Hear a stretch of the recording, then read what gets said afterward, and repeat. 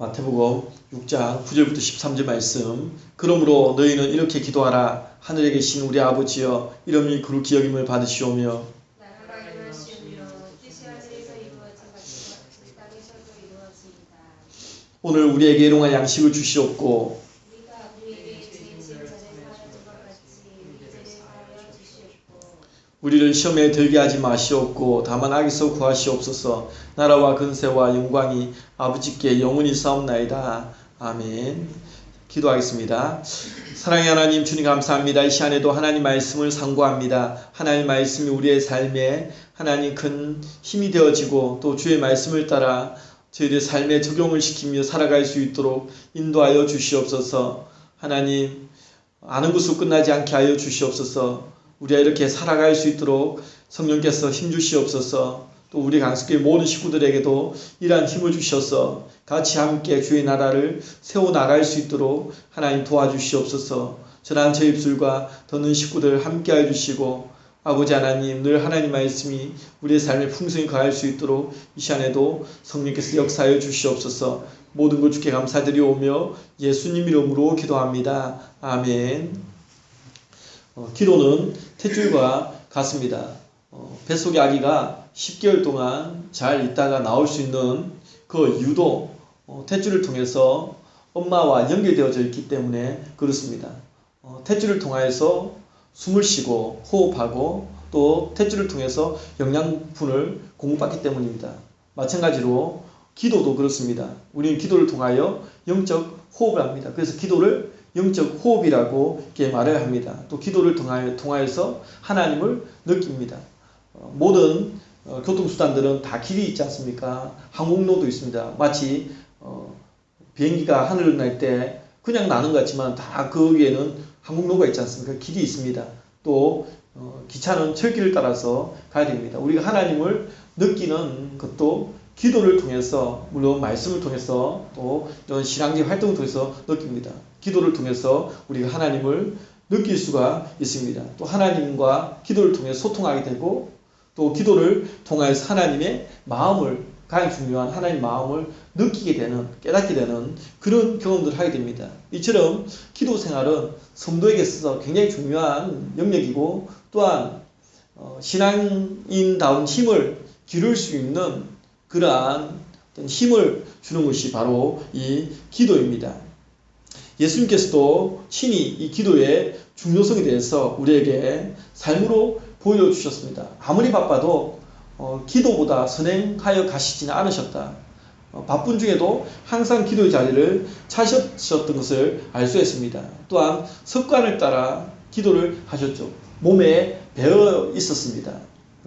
그러면서 오늘 본문에서는 심지어 기도에 대해서 가르쳐 주셨습니다. 이렇게 기도하라고 가르쳐 주셨습니다. 그래서 오늘 본문을 통해서 우리가 보게 되는 것은 기도의 모범, 기도의 어떤 표준, 그것을 우리가 보면서 과연 기도는 어떻게 하는가, 또 무엇을 위해서 우리가 기도해야 되는가에 대해서 한번 생각해 보게 되어집니다. 첫 번째는 하나님의 나라를 위해서 기도하라라고 말씀합니다. 먼저는 하나님의 나라입니다. 당시 유대 사회에서는 하루 3번 기도 시간이 정해져 있었죠. 오전 9시, 정오 12시, 오후 3시 이렇게 정해져 있습니다. 그런데 외식하는 자들은 딱 이때를 맞추어서 사람들이 많이 모이는 공공장소, 거기 가서 아주 멋지게 미사오를 써가면서 기도를 합니다. 그럼 사람들이 와, 이렇게 감탄을 산을 바라기도 합니다. 바로 이러한 모습에 대하여서 예수님께서 하신 말씀이 9절에 보면 너희는 이렇게 기도하라 이렇게 말씀하고 있는 겁니다. 그러니까 그러한 모습을 빗대어서 지금 예수님께서 가르쳐 주십니다. 즉 당시 외식하는 자들의 그릇된 기도 태도에 반하는 기도의 표준으로서 우리에게 주신 것이 소위 말하는 주기도문이죠. 우리가 말하는 주기도문입니다. 그러니까 외식하는 자들의 기도의 모습 보면서 너희는 그렇게 기도하지 마, 그렇게 기도해서는 안 돼 하면서 과연 기도가 무엇인가, 하나님께서 원하시는 본질적 기도는 이렇게 하는 것이야 하면서 가르쳐 주신 것이 우리가 소위 말하는 이 주기도문입니다. 여기에는 기도의 정신이 들어있고 또 기도의 내용이 들어있고 순서상의 방법에 대해서 모험적 답안을 우리에게 제시해주고 있습니다. 기도함에 있어서 가장 중요한 것은 순수한 동기와 목적입니다.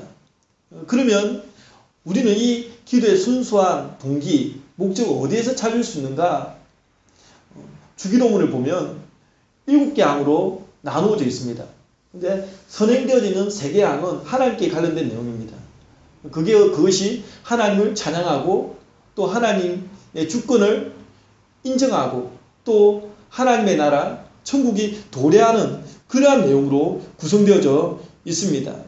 그렇기 때문에 기도의 순수한 동기와 목적은 가장 우선적으로 하나님, 그분께 초점이 맞춰져 있어야 된다. 이러한 부분을 얘기를 하고 있는 거죠. 우리가 10계명도 잘 알다시피 앞에 4계명은 하나님께 대한 계명, 5계명에서도 10계명은 사람에 대한 계명. 그러니까 모든 것은 이웃에 대해서 우리가 함부로 할 수 없고 이웃에 대해서 하나님 사랑을 나타내어야 하지만 그럼에도 불구하고 가장 선행되어지는 모습은 하나님과의 직접적인 수직적 관계에 있다. 우리의 신앙도 결국에는 그런 부분이죠. 왜 그들이 외식한 자가 되었는가? 하나님 앞에서 신앙생활을 하지 아니하고 사람 앞에서 신앙생활할 때 그것이 외식한 자가 되는 것을 우리가 느끼게 됩니다.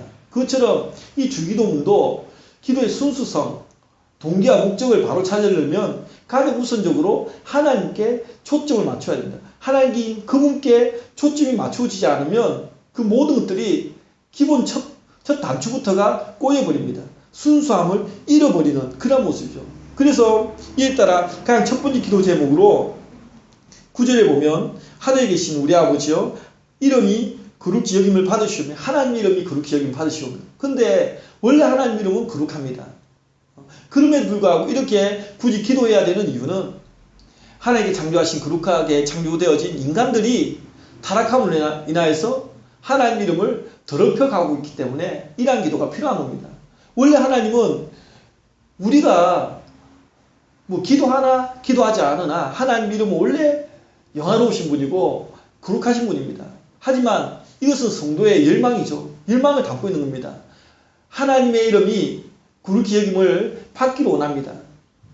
인간들에 의해서 멸시당하고 인간들에 의해서 하나님 이름이 조롱당하고 천하게 여겨지는 교회가 성도들이 밖에서 행실을 잘못함으로 다들 하나님은 잘못이 없고 예수님은 잘못이 없는데 교회 때문에 성도들 때문에 하나님 욕하고 그런 경우들이 많이 있지 않습니까?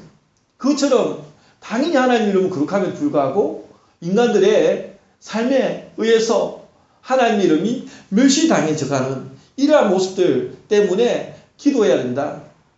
이미 앞에서 제자들을 통해서 이 시대 교회들에게 주신 사명이 바로 세상의 소금, 세상의 빛입니다. 그런데 이러한 지난주에 우리가 저번에 보았듯이 세상의 소금, 세상의 빛 이것이 어떻게 나타날 수 있느냐? 가장 간단하고 단순하게 착한 행실이 나는 겁니다. 착한 행실. 그러니까 참으로 어떤 거창한 영적인 어떤 메시지가 담겨져 있는 것이 아니라 그냥 세상 사람들, 영적으로 어두워져 있는 그 사람들이 볼 수 있는 것은 착한 행실밖에 없는 겁니다. 그러면 그들이 이런 착한 행실을 믿는 자들의 착한 행실을 보면서 하나님 아버지께 영광을 돌릴 수 있다. 이러한 부분을 우리에게 말하고 있는 거죠. 성도의 한결같은 마음은 바로 이러한 마음이어야 됩니다. 하나님의 나라, 하나님 아버지 이름이 영광을 받기를 행위나 나 때문에 나의 그냥 쉽게 한 그 행동 때문에 하나님 이름이 깔아뭉개지고 하나님 이름이 땅에 떨어지지 않을까에 대한 그런 영적 부담감을 가져야 됩니다. 그러한 부분을 가지고 우리가 착한 행실을 통하여 아버지께 영광을 돌리는 거죠. 그리고 뒤에 이어지는 기도처럼 나라가 임하시오며 하나님의 나라가 이 땅 가운데 도래하기를 기도하는 것이고 또 10절 뒷부분에 보면 뜻이 하늘에서 이루어진 것 같이 땅에서도 이루어지이다. 하나님의 나라는 사실상 하나님의 통치와 주권이 미치는 전 영역을 다 가리켜서 이야기를 하고 있습니다. 모든 영역, 우리가 하나님의 나라 그냥 장소적인 개념이 아닌 예수님께서 처음 가르쳐 주셨던 하나님 나라에 대한 개념은 통치 개념입니다.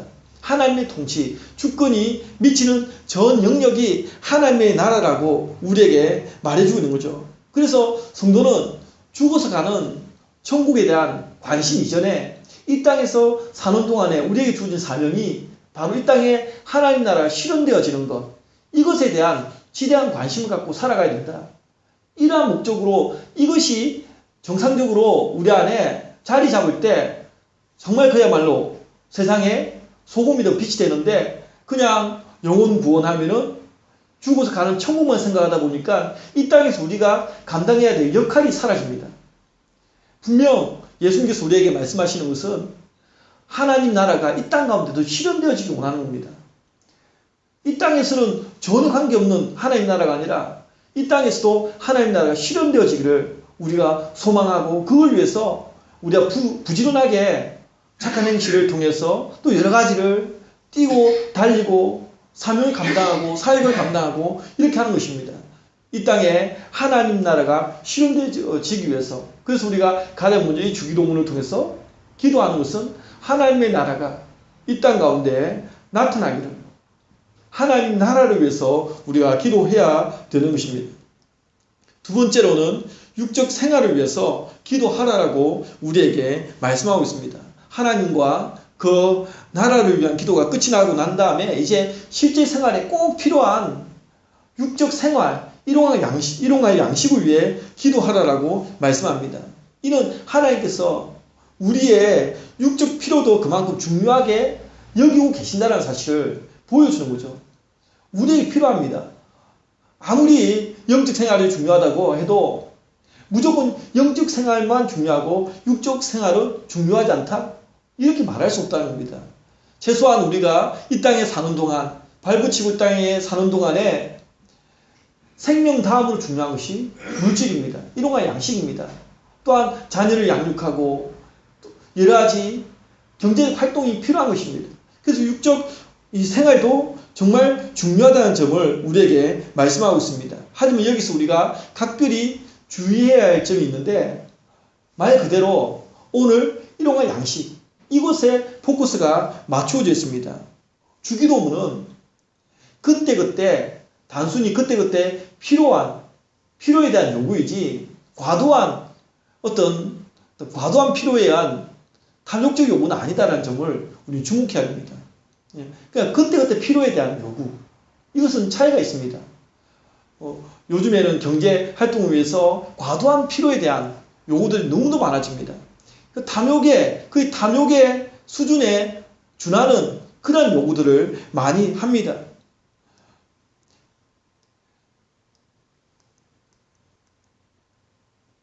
말씀 한 절이 빠졌는데, 시편 119편 105절에 보면 주의 말씀은 내 발의 등이요 내 길의 빛이니이다 라는 말씀이 있습니다.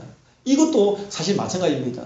우리가 주의 말씀은 내 발의 등이요 내 길의 빛인데, 주의 말씀이 이 등불이 우리의 먼 미래까지 세세하게 섬세하게 비춰주는 등불이 아니라 사실은 우리의 발 앞을 비춰주는 등불입니다. 사극에 보면 마치 앞에 이렇게 등을 잡고 가는 그런 등불처럼, 이것은 우리에게 무슨 의미하느냐, 늘 하나님의 말씀을 주의 깊게 조심조심 하나님의 말씀을 따라갈 뿐입니다. 마치 무당처럼 우리의 5년 앞을 내다보고 10년 앞을 내다보고 이렇게 막 훤히 아는 것처럼 그렇게 가는 것이 아니라, 늘 우리는 마치 그 이스라엘 백성들이 광야를 갈 때 불 기둥과 구름 기둥으로 인도함 받듯이 그냥 주와 함께 가는 겁니다. 주와 함께 조심스럽게 주의 말씀을 주의 깊게 보면서 한 걸음 한 걸음 나아가는 겁니다. 그것처럼 이 일용할 양식에 대한 기도 역시 무엇이냐, 먼 미래까지도 대비할 수 있을 정도의 아주 넉넉한 그 필요가 아니라 당장 오늘 한날의 필요에 대한 절박한 요구, 이것에 대해서 말해주는 거죠. 그래서 이 기도는 오늘이라는 한날에 국한되어 있습니다. 특히 이 같은 겸손한 기도는 실제로 1세기의 노동자들의 불안정한 삶을 보여주는 겁니다. 그러니까 일용직 근로자들, 그날 벌어서 그날 먹고 사는 그런 일용직 근로자들의 삶의 현실을, 절박한 기도를 보여주고 있는데, 이러한 사람들은 만일 몸이 아파가지고 며칠을 알아 누워버리면 정말 먹을 게 없는 겁니다. 그래서 이 사람들에게는 정말 절박한 기도죠. 반면에 많은 것들을 가지고 있는 부유한 사람들, 물질의 부유 속에 살아가는 사람들에게는 이 기도가 그다지 크게 의미 있게 다가오지는 않을 겁니다. 큰 의미가 없이 느껴질 수 있습니다. 하지만 이렇게 정말 하루하루 당장 먹을 것을 걱정해야 되는 이 사람들에게는 정말 절박한 기도죠. 그래서 이들에게 일용할 양식은 예수님께서 가르쳐주신 이 기도는 우리가 생각하는 아주 먼 미래까지 대비할 수 있는 그러한 어떤 넉넉한 그러한 필요를 위해서 기도하는 것이 아니라 정말 지금 당장 오늘 그래서 믿는 자들에게는 과도한 욕심 이러한 것들은 경계 대상입니다. 과도한 욕심이 우리로 하여금 탐욕에 빠지게 만들기 때문에 예수님께서 가르쳐주신 이 기도 속에는 육적인 생활을 위해서 기도하라고 하지만 일용할 양식을 위해서 기도하라고 하지만 그것은 그야말로 일용할 양식 그것을 위해서 기도하라고 우리에게 말씀하고 있습니다. 하지만 분명한 한 가지 사실은 먹을 것이 없었던 광야길에서도 수많은 이스라엘 백성들을 만나와 메추라기를 먹이신 분이 바로 하나님이셨다는 사실을 우리는 기억하게 되어줍니다. 그래서 사람이 떡으로만 사는 것이 아니요 여호와 입에서 나오는 모든 말씀으로 사는 줄을 알게 하려 하심이라 이렇게 얘기합니다. 그러니까 이 만나 메추라기가 생기게 된 이유가 어디에서 있습니까? 하나님께서 말씀하셨기 때문에 생기는 겁니다. 우리의 삶에도 하나님께서 말씀하셨기 때문에 우리에게 주어지는 일용할 양식에 대해서 우리에게 보여주고 있습니다. 지금도 이 사실은 동일합니다. 광야와 같은 인생길을 걸어갈 때 우리에게 정말 필요한 것은 바로 믿음이죠. 어떤 믿음? 우리의 삶의 공급자가 바로 하나님이시라는 그 믿음, 이 믿음을 가지고 우리가 살아가는 겁니다. 그래서 날마다 일용할 양식을 어디에 찾습니까? 하나님께 찾는 겁니다. 하나님께 찾는 거죠. 내가 열심히 일터에서 열심히 해서 그냥 그 벌어서 사니까 우리는 내가 잘해서 내가 수고해서 버는 것이라고 생각하고 그냥 안일하게 살아가는 그리고 하나님께서 우리에게 공급해 주신 것에 대해서 전혀 생각하지 않고 잊어버리는 이러한 삶을 살아서는 안 됩니다. 하나님께서 우리에게 일용할 양식을 주신다라는 그 믿음을 가지고 우리는 그렇게 기도하며 살아가야 됩니다. 세 번째로는 영적 생활을 위해서 기도하라고 말씀합니다. 분명 금방 우리가 보았듯이 일용할 양식을 구하라는 기도처럼 육적 생활 중요합니다. 하지만 우리에게 중요한 것은 영적 생활 이것을 외면할 수가 없습니다. 무엇보다도 중요한 삶입니다. 그래서 신앙생활에는 보면 정말 동전의 양면처럼 두 가지가 이렇게 같이 가는 경우들이 많이 있죠. 단답식으로 이것만 해가지고 가지 못하는 그런 분들이 많이 있습니다. 영적 생활을 위해서 우리는 더욱 기도를 해야 됩니다. 왜냐하면 육적 생활은 마침내 썩어질 것입니다. 분명 중요하지만 썩어질 것입니다. 하지만 영적 생활을 결과는 마침내 영생을 거둘 것이기 때문에 영적 생활의 중요성을 우리에게 말하고 있죠. 그렇다면 오늘 본문을 통해서 보면 영적 생활과 관련해서 우리가 가장 우선적으로 기억해야 될 것 바로 죄라는 겁니다. 죄에 대해서 얘기를 하고 있습니다. 죄와 관련한 문제, 더 나아가서는 죄의 용서에 대한 문제에 대해서 이야기를 하고 있습니다. 그런데 이에 대해서 본문에서는 마치 우리의 용서가 하나님의 용서에 대한 근거인 것처럼 이야기를 합니다. 12절에 보면 우리가 우리에게 죄 지은 자를 사하여 준 것 같이 우리 죄를 사하여 주시옵고, 그러니까 이 메시지를 보면 하나님의 용서가 선행되는 것이 아니라 우리의 용서가 먼저 선행되어지고 그에 따른 결과로 하나님 용서가 오는 것 같지만 우리가 알고 믿기에는 그럴 수는 없다. 그래서 오히려 반대로 우리가 이해를 해야 됩니다. 하나님의 은혜에 의해서 나의 죄의 빚이 하나님의 은혜에서 당감받았기 때문에 우리가 다행히 용서할 수 있는 것이다. 특히 본문에서는 이 주기도문을 가르치는데 죄에 대해서 원에 보면 빚이라는 단어를 사용하고 있습니다. 그럼 그 빚을 누가 먼저 탕감해 주었는가? 하나님께서 우리의 죄를 탕감해 주었기 때문에 우리는 누군가를 용서할 수 있는 겁니다. 이렇게 봐야 정상적인 해석이 되어집니다. 좀 더 구체적으로 얘기하면 이것이 신앙의 어떤 원리죠. 내가 하나님 앞에 탕감받은 느낌이 크면 클수록 타인에 대한 용서도 커져갑니다. 우리가 잘 알고 있는 1만 달란트 빚진 자, 그리고 자기한테 500데나리온 빚진 자, 자기는 1만 달란트를 빚진 것을 청산받고도 거기서 나오면서 자기에게 500데나리온 빚진 자를 멱살 잡고 그것을 용서하지 못하는 이런 모습들. 과연 왜 그런 일들이 일어나는가? 우리는 분명히 하나님 앞에 1만 달란트라는 어마어마한 숫자의 빚을, 죄의 빚을 탕감받았는데 그에 대한 느낌이 과연 있는가? 아마 그 1만 달란트 빚진 자도 그 순간에는 좋다고 날뛰었는지 모릅니다. 하지만 나오는 순간에 그 감격이 다 사라져 버렸을 수 있습니다. 정말 우리가 진 빚, 이 1만 달란트라는 어마어마한 빚을 탕감받았다면 그 감격이 우리에게 있다면 나에게 500데나리온 정도 빚진 자 너희 용서할 수 있는 힘이 있지 않을까? 바로 이것이 신앙의 원리죠. 이것이 신앙의 원리입니다. 정상적인 신앙은 하나님의 은혜부터 시작돼야 됩니다. 우리가 신앙생활에 여러 가지 어떤 원리가 있고 기준이 있고 또 신앙생활에 활동해야 될 영역들이 쭉 있습니다. 근데 그것이 왜 잘 안 되는가? 바로 모든 열쇠는 하나님 은혜있죠. 하나님 은혜를 알고 받은 사람은 사실은 되어집니다. 하나님의 은혜를 경험한 사람은 되게 되어 있습니다. 근데 그 하나님 은혜를 경험했다 하더라도 정말 발만 약간 담기는 그런 은혜가 있을 수 있고 어떤 사람은 정말 머리 끝까지 완전히 다 잠긴 그런 은혜를 누리는 사람도 있을 겁니다. 그 차이죠. 그 차이입니다. 하나님의 은혜로부터 우리의 신앙은 사실은 시작되어집니다. 아무리 얘기를 해도 되어지지 않습니다. 아무리 얘기를 해도 우리의 삶은 옮겨지지 않습니다. 움직여지지 않습니다. 왜? 하나님의 은혜가 아직도 우리의 마음속에 깊이 와닿지가 않기 때문에 하나님 은혜가 정상적으로 우리에게 임하면 그때부터 우리의 신앙은 그야말로 정상적인 신앙으로 시작되게 되어져 있습니다. 그리고 그 하나님 은혜는 뭘 기초로 합니까? 죄사함의 은혜에 기초를 하고 있다. 죄사함. 우리의 진빚, 이 죄사함의 은혜 기초를 하고 있습니다.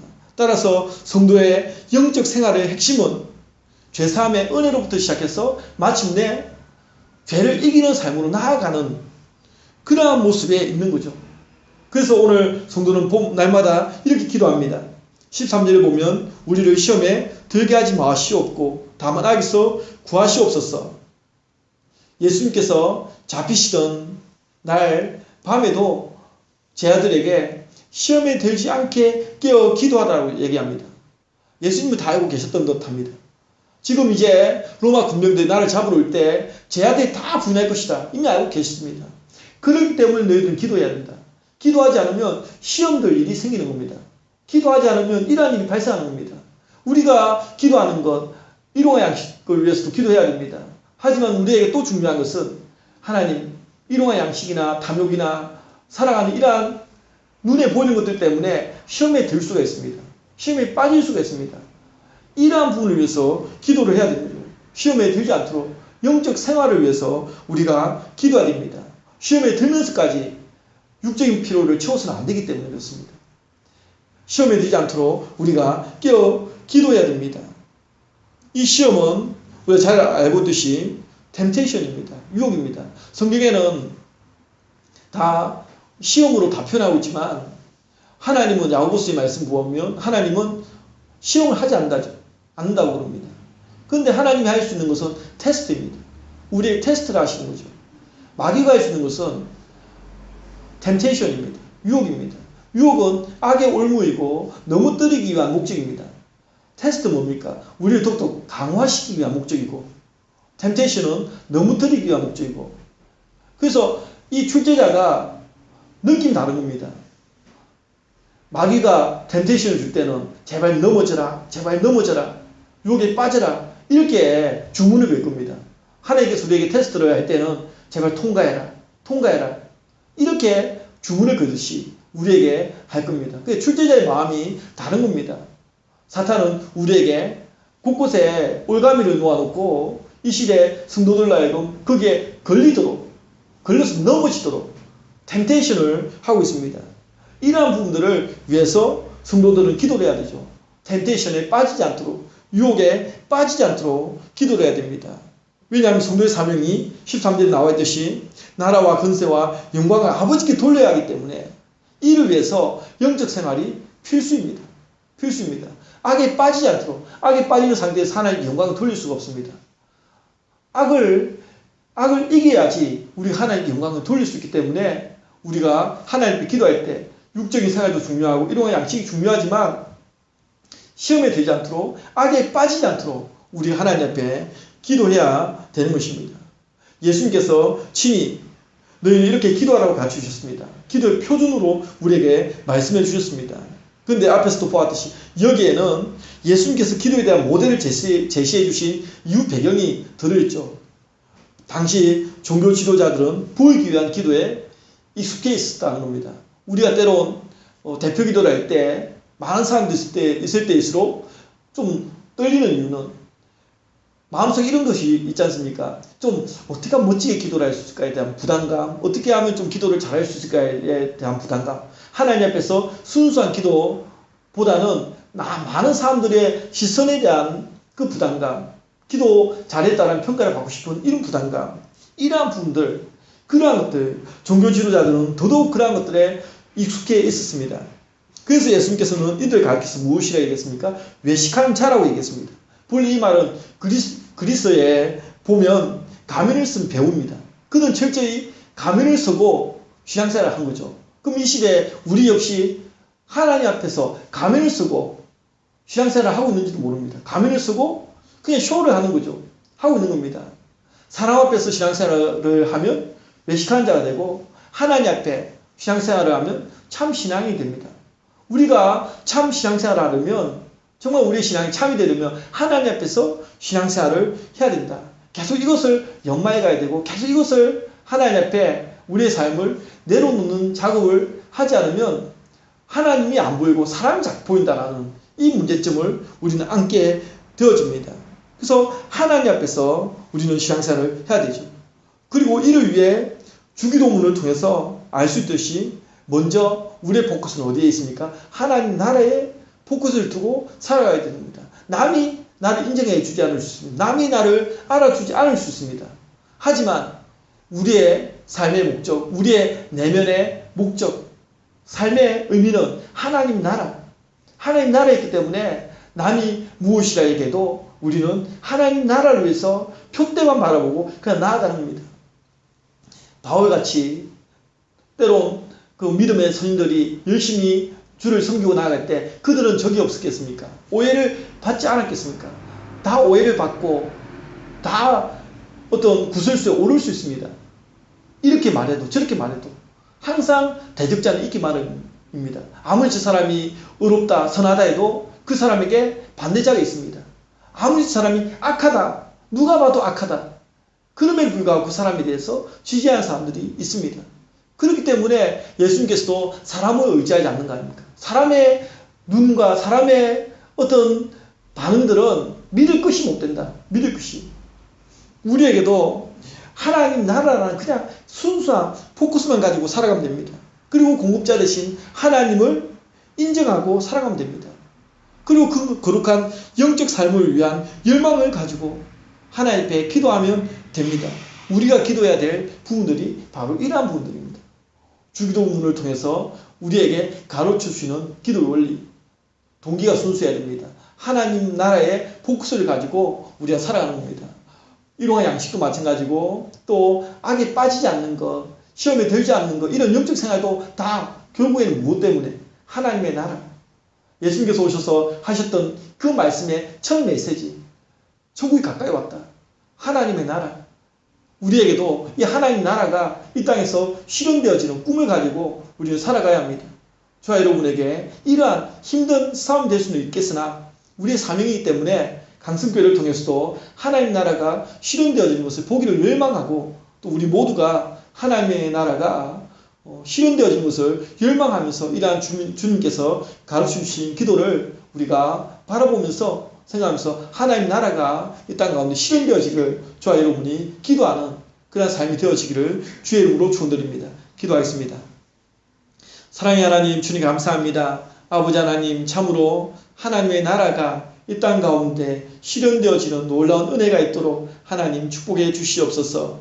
아버지 하나님 주님 참으로 주의 크신 은혜가 우리의 삶 가운데 넘치기를 원합니다. 아버지 하나님 우리의 삶의 모든 포커스가 하나님 나라에 초점이 맞춰지도록 도와주시고 정말 주의 영광을 위하여서 이 땅에서 시험 들지 아니하고 악에 빠지지 아니하고 하나님만을 바라보며 하나님의 영광을 위하여 살아가는 저희들 되어지도록 도와주시옵소서. 때론 힘든 일도 있고 때론 낙심할 일들도 있을는지 몰라도 그럼에도 불구하고 그 모든 것들을 이길 수 있도록 우리 하나님 앞에 기도하며 승리하며 나아가기를 원합니다. 우리 강성교회 모든 식구들에게 이와 같은 큰 믿음을 허락하여 주시옵소서.